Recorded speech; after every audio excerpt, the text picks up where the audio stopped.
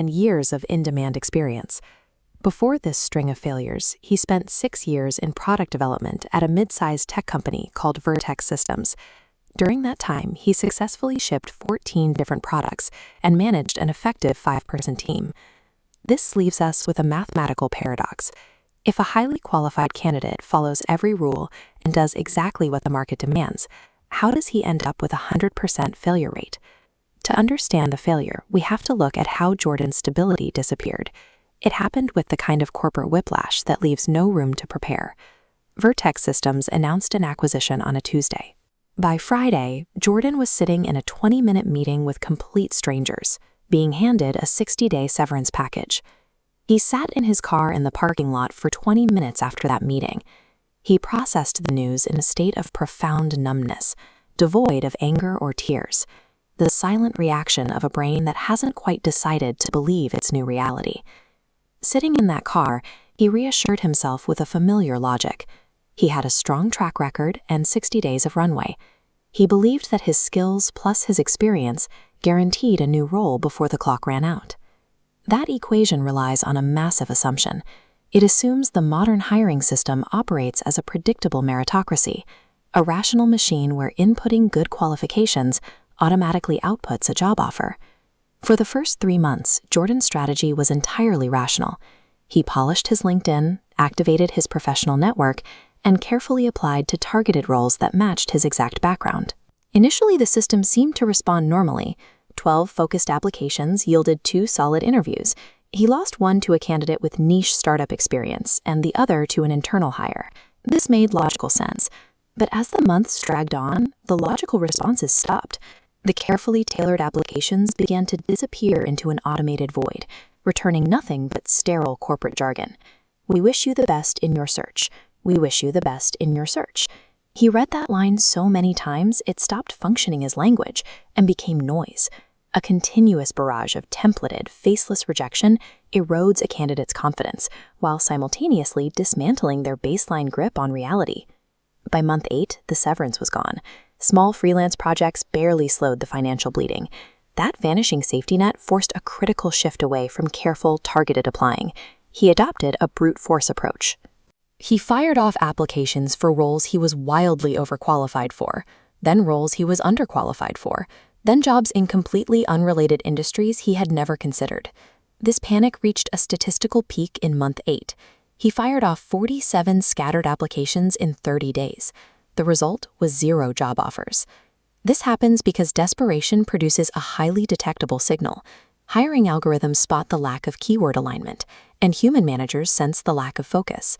The panic is audible even through a digital cover letter. It reveals a brutal operational reality.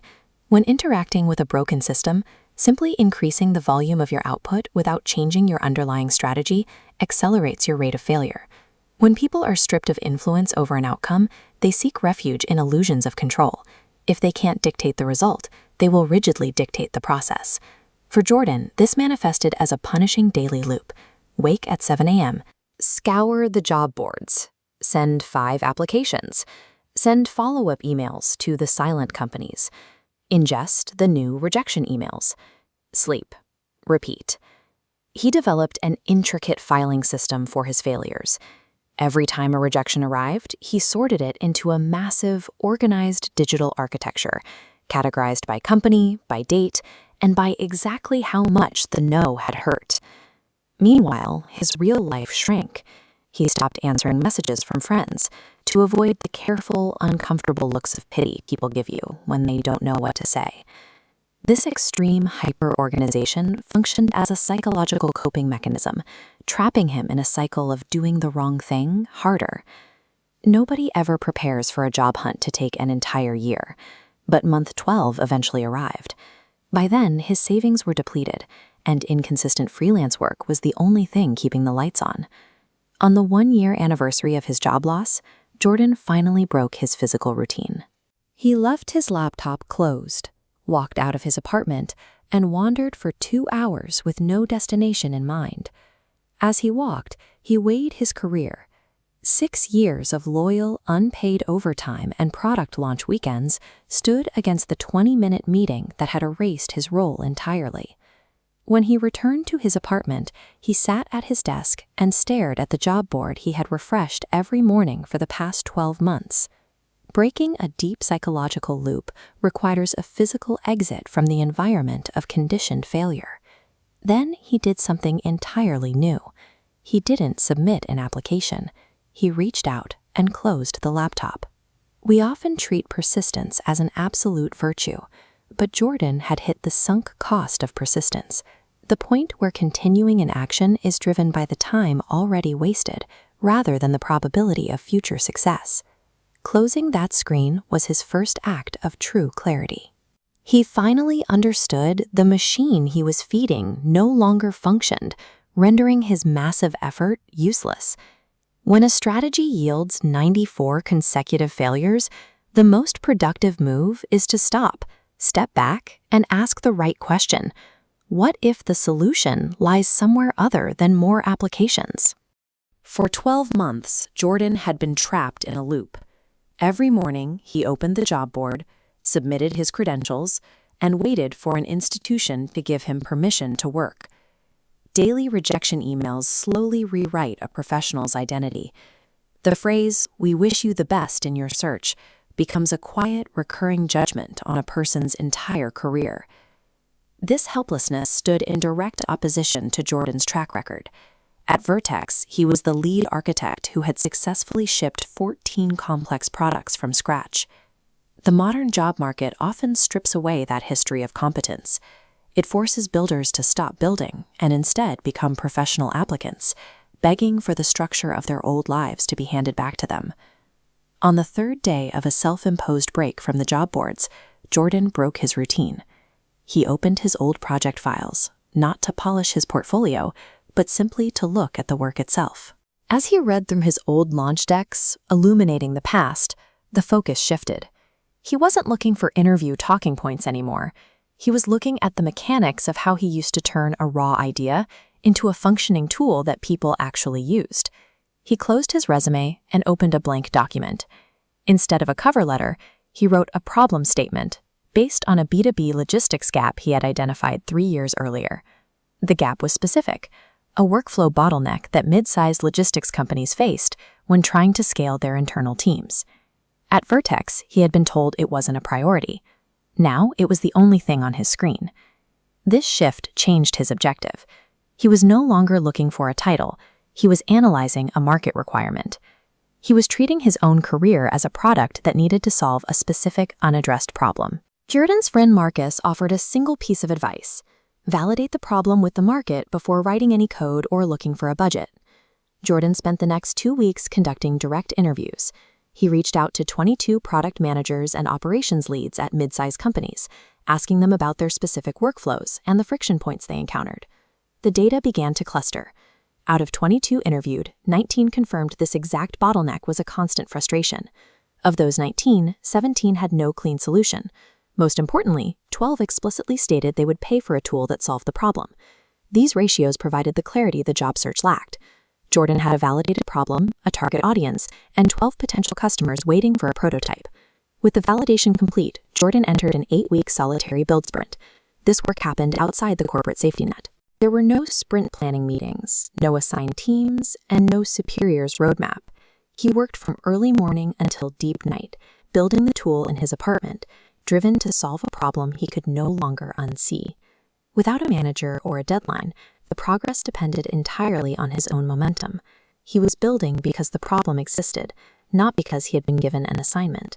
8 weeks later, he had a working prototype. It wasn't polished, but it functioned. He sent it to 3 of the people he had originally interviewed. He didn't ask for a sale. He asked them to break it. He wanted honest feedback on whether the tool actually addressed the workflow bottleneck they had discussed. Watching them use the prototype in a real-world context revealed specific technical friction points. These weren't guesses. They were direct observations that allowed him to refine the tool's architecture based on actual user behavior. This iteration grounded the product in reality. He was no longer building a theoretical solution. He was aligning the tool with the specific needs of the end user. Over the following week, the feedback sessions grew more specific and more positive. The prototype was doing exactly what it was designed to do. During a session with a VP at a logistics firm called Meridian, the conversation shifted. It stopped being a test and became a business negotiation when the VP asked, "Jordan, how much would you charge for this?" Jordan named his price. The VP agreed and requested a contract to sign by the end of the week. That single verbal agreement marked the end of the cycle. Jordan was no longer an applicant waiting for a response. He was a provider of a commercial asset. The difference in the two timelines is stark. Jordan spent 12 months trying to convince a gatekeeper to hire him. Once he stopped asking for permission, it took him 10 weeks to build a solution and find a customer. This process relies on a simple sequence: identify a specific gap, validate the demand with data, and build the solution directly for the user. Moving past the gatekeepers of the job market requires a shift in focus. It's the move from being a person who needs a job to being a person who provides a solution. Hey everyone, welcome to This Explainer. Today we're going to tear down a really heavy concept, one that literally almost every single one of us has dealt with at some point: professional rejection. We're going to explore exactly how to take that soul-crushing weight and completely flip it into absolute, undeniable independence. We're looking at the story of a guy named Jordan, and through his journey, we're going to uncover a completely different way to look at how we build our careers. But actually, I want to start us right in the middle of the action, with a pretty profound truth. A first customer changes everything. And not just because of the money, though, let's be honest, the money absolutely matters. It changes everything because of that emotional euphoria, right? The profound meaning behind that very first transaction. It's a total seismic shift in your professional reality. Let's break down exactly what landing that first customer really means. It validates three massive things for you. First, the problem you're solving, it's real. Second, your solution actually works. And third, and this is the absolute kicker, someone else decided it's actually worth paying for. For Jordan, this moment was literally everything. You see, for the first time in 14 long months, he wasn't just building something in a vacuum anymore. He was building something entirely his own. He was working harder than ever, not because some boss forced him to, but because he finally, truly wanted to. Section 1. The Abyss. 94 job rejections. Now, to really appreciate the height of Jordan's success, we kind of need to flash back and sit with the painful reality of how he got there. We're talking about the 14 months following an acquisition that ended his previous job. He faced 94 total rejections over a solid year of searching. Think about that. 61 companies actively told him no. And that other slice? 33 companies just said absolutely nothing at all. Imagine sitting at your desk for an entire year, basically sorting your professional worth into a folder literally labeled rejections. It's a deep, very real emotional pain that way too many of us know. And of course, it's usually punctuated by this exact copy-pasted phrase. We've all seen it, right?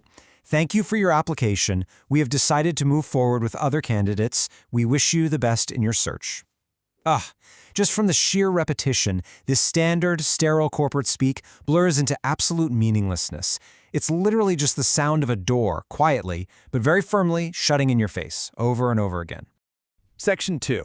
The permission trap. So this brings us to the core realization that changed everything for Jordan. The applications themselves, they weren't the problem, the framework was. See, from day one, we're all sold this lie that the path to success is a perfectly straight, linear line. You get a degree, you get a job, you gain some experience, get a better job, get a promotion, you get the idea. And you know what? For a long time, that path works beautifully, right up until it doesn't. It works perfectly until the company gets acquired, until the sudden layoff happens, until you're standing in your kitchen holding a cold cup of coffee, staring at 61 rejections, just wondering if this path was ever really yours to begin with. So how do we break out of that? Under the old permission framework, you apply, you wait, you hope, and you essentially just pray to be chosen. That entire framework puts all of your power directly into the hands of total strangers, people who don't know you, who scan your name on a PDF for maybe 30 seconds and make a decision based on 100 factors that have absolutely nothing to do with what you're actually capable of. But the day Jordan finally closed the job board, he embraced the builder framework. He didn't give up. He just stopped asking for permission to move forward and started building something that was going to move whether anyone gave him permission or not. Section 3. The architecture of success. Once Jordan shifted that mindset, everything accelerated. By month 3 of building his new product, ClearPath, he lands 4 customers. Awesome. By month 6, he's up to 11. In month 7, this developer named Sam, who'd actually been following Jordan's posts on LinkedIn about the problems he was solving, reached out to help. So Jordan hires him as his first contractor. And by the 12-month mark, exactly 2 years after his layoff, Jordan had 23 customers. To put that into perspective, his monthly recurring revenue had actually crossed the exact salary number he had been begging for in those 94 job applications. He now had a team of 4. And instead of waiting around hoping to be chosen, he had an active waiting list of companies begging him for access. And then, man, the universe just delivered this moment of absolute sweet irony. About 2 weeks after he emailed the 11 companies on his wait list with the subject line, "You're next," Jordan gets a LinkedIn message from a recruiter. It said, "I'm really impressed with what you've built. We actually have a head of product role opening that I think would be a perfect fit. Would you be open to a conversation?" Now, Jordan immediately recognized the company name. He went back to that dreaded rejections folder and found the entry from month 4. It was application number 31. And what is just wild here is that the automated rejection for that specific application had arrived in exactly 11 minutes. Literally 11 minutes from the time he submitted his resume to the time their system just spat him out. And now they were the ones asking him for a conversation. Jordan totally could have been bitter about it, but instead, he proved he truly no longer needed their permission. He replied politely, but firmly, "I'm not available for full-time roles, but I'd love to explore whether ClearPath could be a fit for your product team's needs. Would you be open to a demo?" He pressed send, closed his laptop, and went right back to building his own thing. Talk about a power move. Section 4. Build your own space. So, what does this all mean for us? As we wrap up this explainer, if you have ever sat with a folder full of no's and wondered if the answer is just always going to be no, I really want you to remember this. The rejections you face, they are not a sign that you aren't good enough. That is a total lie that the permission framework teaches us. In reality, those rejections are a sign that you are trying to fit into spaces that were simply not built for you. And sometimes, honestly, the most powerful thing you can do is just stop trying to fit. Stop handing your power over to a 30-second resume scan. Start building the space yourself. Because what you build when nobody believes in you is always the strongest thing you'll ever make. I want to leave you with this final provocative thought to carry with you today. The waiting list is coming. Your name will be on it. The only question left is, will you build until it is? Keep going. Thanks for hanging out with me on this explainer, and I will catch you next time.